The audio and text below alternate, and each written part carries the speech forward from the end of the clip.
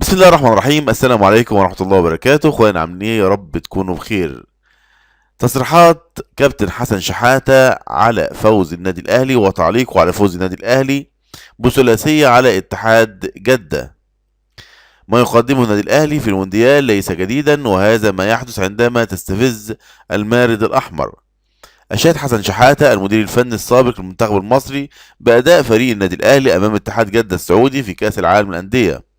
وقال حسن شحاتة خلال تصريحات تلفزيونية مع الإعلامي أحمد حسن عبر برنامج الكابتن المذاع على قناة دي ام سي إن ما يقدمه النادي الأهلي شيء مش جديد سواء من حيث الأداء أو النتيجة أمام اتحاد جدة السعودي، مشيرا إلى أنه دائما ما يمتاز الأحمر بالعمل الجماعي.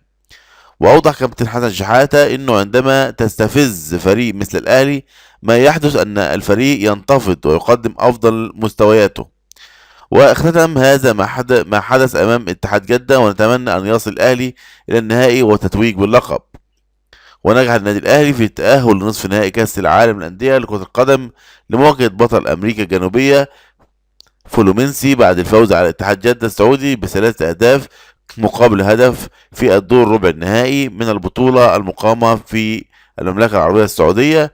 وسجل أهداف النادي الأهلي علي معلول في الدقيقة 21 من ركلة جزاء، وحسين الشحات في الدقيقة 59، وإمام عاشور في الدقيقة 62، بينما أحرز الفرنسي كريم بنزيما هدف الاتحاد الوحيد في الدقيقة 92، علما بأن الأخير أضاع ركلة جزاء في الدقيقة 45 بعد أن صدى لها محمد الشناوي الحارس الدولي.